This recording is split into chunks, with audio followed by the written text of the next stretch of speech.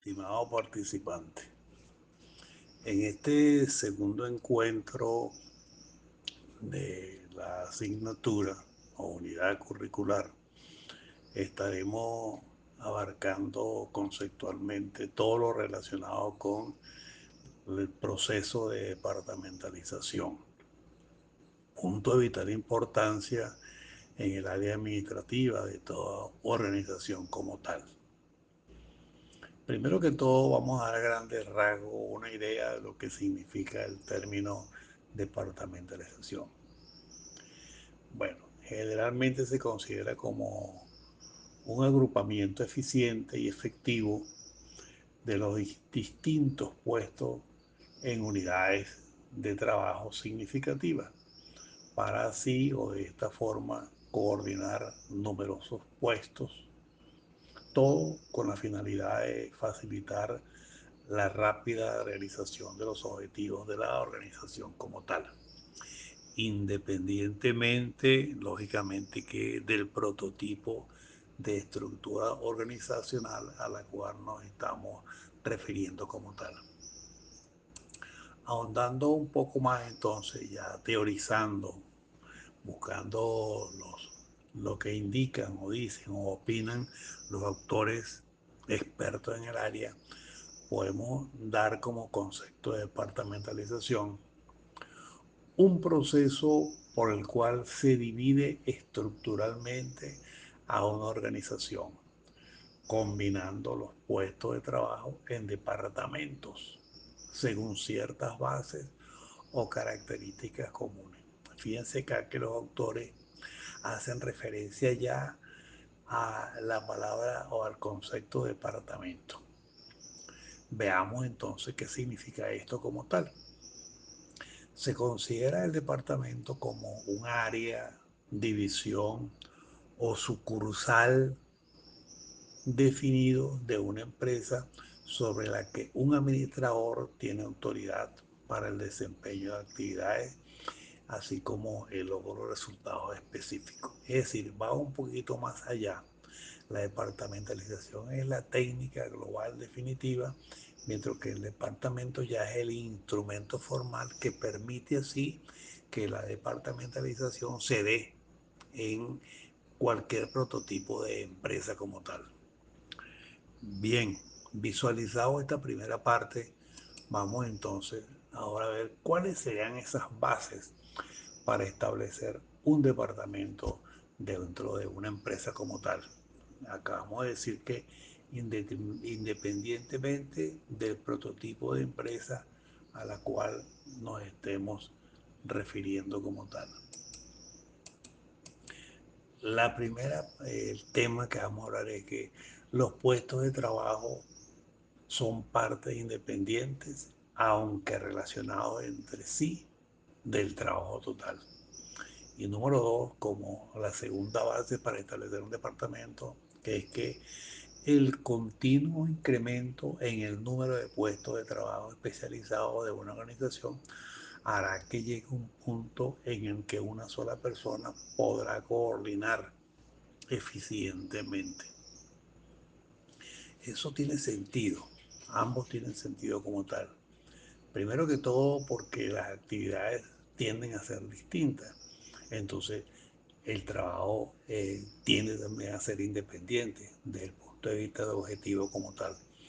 Y luego que normalmente en periodo de crecimiento, seamos claros en esto, el, el incremento del número de puestos también tiene a ser lógico y efectivo y llegará un momento de verdad, en que una o dos o tres actividades eh, puedan ser realizadas o supervisadas por una sola persona. Pero eso es punto del siguiente temario como tal. Bien, descrito entonces las bases para un adecuado departamento, vamos a ver en el mercado cuáles serían los distintos medios o formas para proceder con una departamentalización en una organización. Bien, acabamos de indicar que la departamentalización resulta de la división del trabajo y del deseo de obtener unidades organizacionales de tamaños manejables y para utilizar la habilidad administrativa. En sí, la estructura y diseño de una organización están en alto grado conformados por la departamentalización que se menciona a continuación. Se puede departamentalizar en base a las funciones de una empresa. Como segundo punto, se puede departamentalizar por productos. En tercera instancia, es perfectamente viable que se departamentalice por territorio. Eso va a depender del objetivo de la empresa. Número cuatro, podemos indicar que se puede departamentalizar por cliente. Seguidamente, según la lámina, por proceso. Y como un punto número 6 por matriz, es decir, la conocida eh, departamentalización matricial. Bien, estos 6 puntos fundamentales son los que sirven de base para indicar cuál es la manera formal de departamentalizar una empresa. Todas ellas son válidas, todas ellas son importantes a la hora de tomar la decisión, solo que cada una de ellas tiene su sentido dentro de la organización como tal. Y es solamente el objetivo que persigue aquella empresa dentro del mercado donde se desenvuelve el que determina cuál es el prototipo básico de departamentalización. Entonces, ahí está la teoría, solo que hay que adecuarla a lo que busca la empresa en el mercado como tal. Para ello, vamos a tomar cada uno de estos modelos de departamentalización, vamos a irlos nombrando, definiendo y luego vamos a dar ciertas características para que veamos, determinemos en qué se diferencia una de la otra. Bien, comenzamos entonces con la primera, que sería la departamentalización funcional o por funciones. Este modelo se basa en el principio de especialización de las tareas propuesto por la administración clásica, es decir, por Henry Fayol. Él planteaba que existen tareas básicas o funcionales dentro de una empresa y que lógicamente serían la producción, la administración y la venta desde el punto de vista funcional. Ese prototipo de estructura es la que da una idea fundamental o una base fundamental para hablar de la departamentalización por funciones. Veamos entonces seguidamente cuáles son o serían las características principales de este modelo.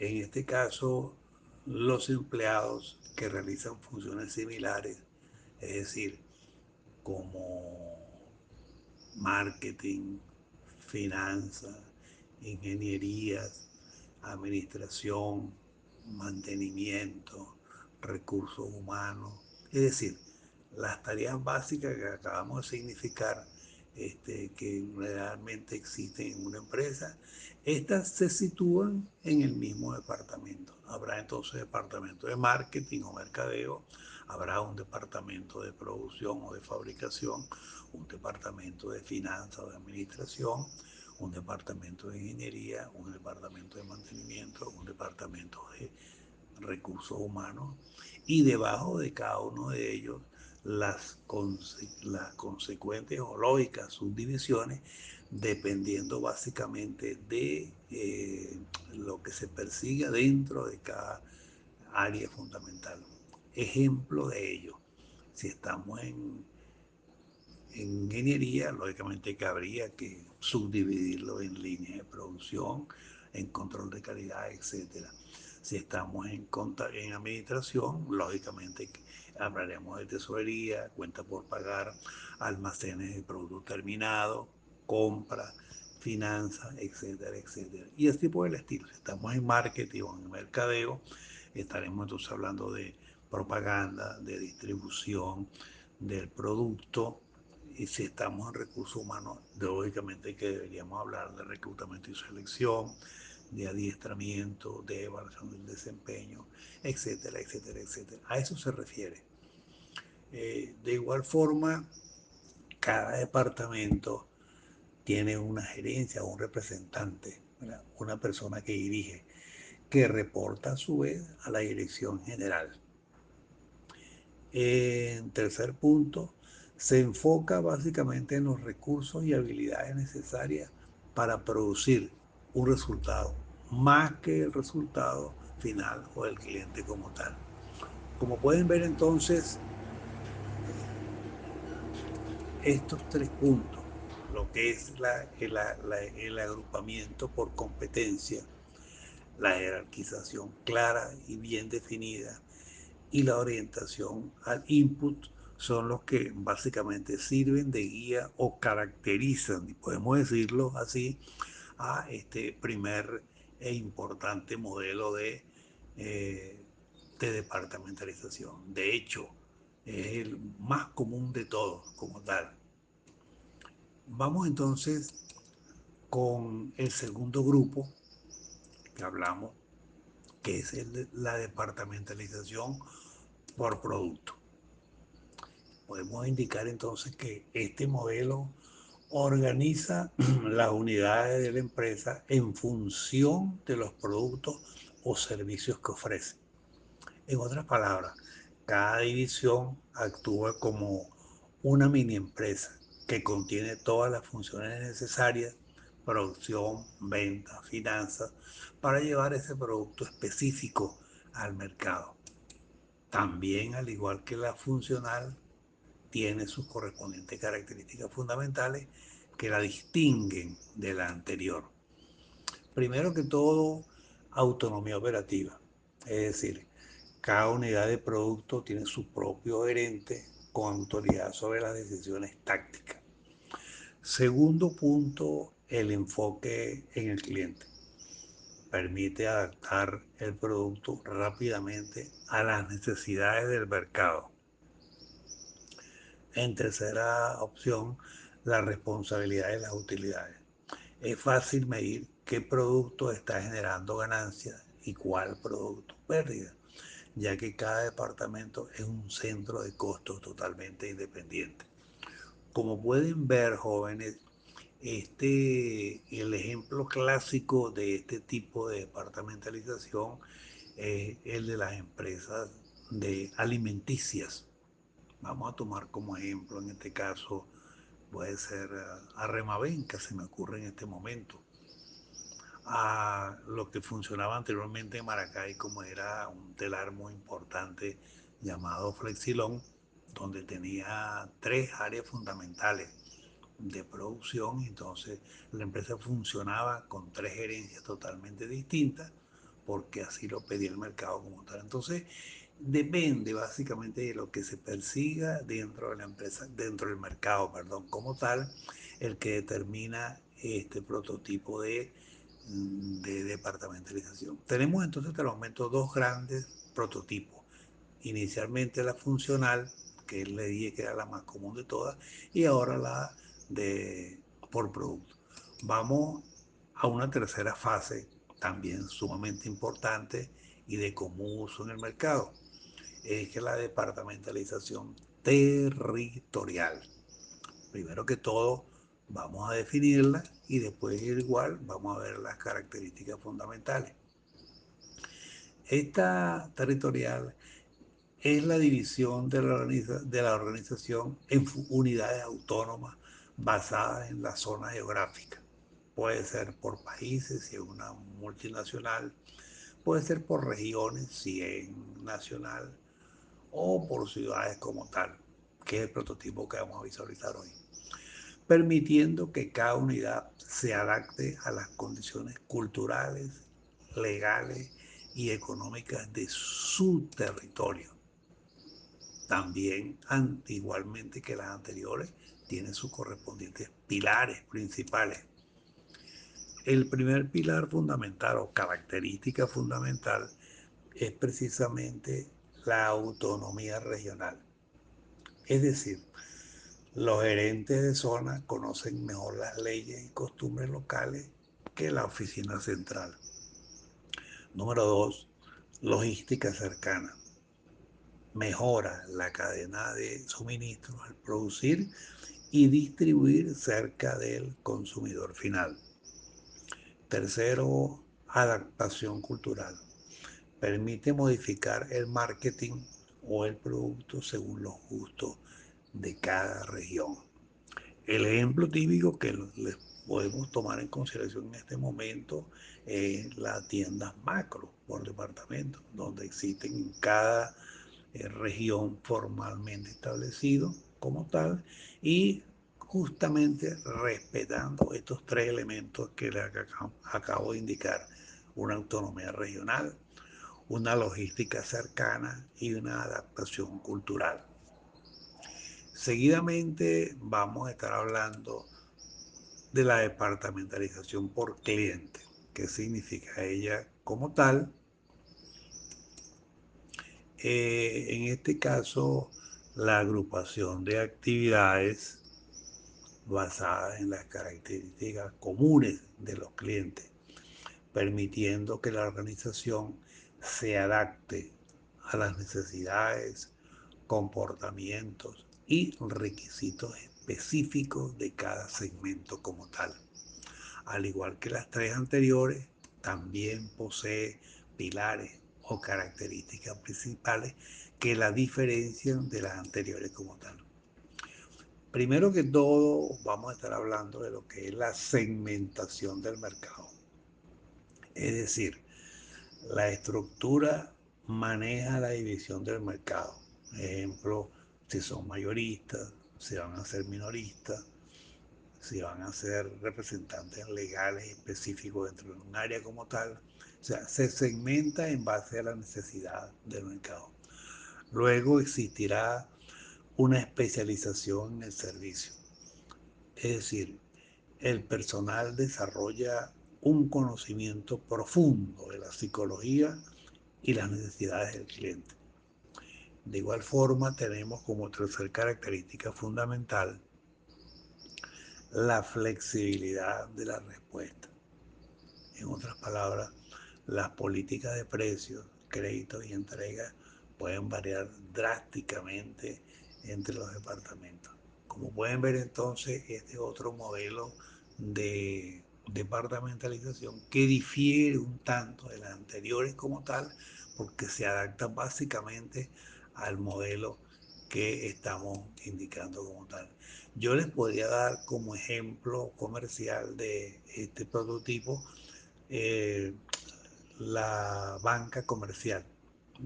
Si ustedes buscan dentro de una estructura jerárquica o conceptual de la banca, independientemente de la que sea, podrán ver que está segmentado en base al prototipo de cliente. Es decir, existirá un área que se encarga de los clientes potenciales comerciales o industriales, existe un responsable o unos responsables del área de los clientes naturales, habrá alguien relacionado con la parte hipotecaria, en fin, va a depender básicamente del prototipo de cliente que exista en ese momento en el mercado donde está laborando como tal. Continuando con el temario, vamos a hablar ahora de lo que es o significa la departamentalización por proceso. Antes que todo, vamos a definirla como tal. Se considera como la organización de las unidades en torno a la secuencia lógica de operaciones necesarias para transformar insumos en un producto terminado. Fíjense que hago referencia a la secuencia lógica. Al igual que los anteriores, tiene una perfecta definición en cuanto a lo que son las características principales como tal. Vamos a numerarlas en la siguiente lámina y acá tenemos, primero que todo, la secuencialidad. Es decir, cada departamento es el proveedor del siguiente y el cliente del anterior. ¿Qué quiere decir con esto? Bueno, que cada departamento va creando cada parte correspondiente para surtírselo al siguiente departamento como tal. Y a su vez, indudablemente que ese departamento como tal, que creó la unidad de que podemos hablar de materia prima del siguiente departamento, a su vez es cliente del anterior. En segundo punto tenemos la especialización de la maquinaria. Los departamentos se suelen organizar alrededor de una tecnología o equipos específicos. Ejemplo, podemos hablar del área de pintura, el área de ensamblaje dentro de la carrera automovilística. Y en cuanto al tercer punto, lógicamente que la orientación a la eficiencia. Es decir, el objetivo es reducir cuello de botella y tiempo de espera. Básicamente acá está el prototipo de empresa manufacturera relacionado con la elaboración o fabricación de productos, donde un departamento siempre será el proveedor del siguiente punto como tal. A eso me refiero. Luego de ello vamos a estar hablando de la departamentalización matricial, también llamada sistema de mando múltiple. Acá tenemos entonces un enfoque híbrido que combina dos formas de departamentalización. En primera instancia, la funcional, es decir, la vertical como tal, y también la de producto, es decir, la de proyecto horizontal. Cruzan las dos como tal y crean entonces la famosa departamentalización matricial. Este prototipo tan distinto a los demás de los demás medios de departamentalización tiene su origen en la industria aeroespacial, la NASA, en Estados Unidos, en los años 60, donde se requería la eficiencia de los especialistas técnicos, pero con la urgencia y el enfoque de proyectos específicos con fechas de entrega críticas. Entonces, de allí la funcionalidad y lo relacionado con producto. De igual forma, tiene sus correspondientes elementos claves. Primero, los ejes de autoridad. Se cruza la jerarquía vertical con el flujo de trabajo horizontal, lo que acabamos de decir en este momento, con la funcional y la de producto. Luego de ello, dualidad de mando. Es decir, se rompe el principio clásico de las unidades de mando de Fayol, las cuales hicimos referencia en la el primer prototipo de departamentalización. Y tercero, equipos multidisciplinarios. Es decir, personas de diferentes áreas trabajan juntas temporalmente. Es decir, todo sobre la base de proyectos, donde inevitablemente debemos tener grupos de especialistas en cada una de las áreas y al mismo tiempo el producto, porque cada proyecto es un producto totalmente distinto. La sumatoria de todos los resultados de los diferentes productos es lo que da en definitiva el resultado final de este modelo de gestión como tal. La departamentalización matricial es la respuesta clara y precisa a la complejidad moderna. Aunque es sumamente difícil de gestionar, es la única, óigase bien, que permite especialización técnica y enfoque en resultados simultáneamente. Es decir, es el modelo de las empresas que aprenden. Pero esto básicamente se da en ese prototipo de estructura de gran calado o gran capital. En Venezuela pudiéramos estar hablando de Petróleos de Venezuela, de Sidor, es decir, empresas que manejan grandes volúmenes de, de dinero y de objetivos en la búsqueda como tal, que necesariamente deben manipularse bajo este concepto de la matricial como tal. Bien, tenemos entonces allí los 6 prototipos de estructura que normalmente existen en el mercado. Vamos a ver ahora un punto de vital importancia, que es la que permite el cierre formal de la unidad curricular, que es cuál es la relación entre la organización y la teoría de los sistemas. Bien, la importancia de la teoría general de los sistemas en el estudio de la organización o de la empresa se justifica por las siguientes razones. Número uno, número uno, bajo el enfoque de sistemas se elaboran modelos que se utilizan en las decisiones empresariales para hacer manejables los sistemas. Digamos, en otras palabras, que permiten simplificar los sistemas a dimensiones operativas.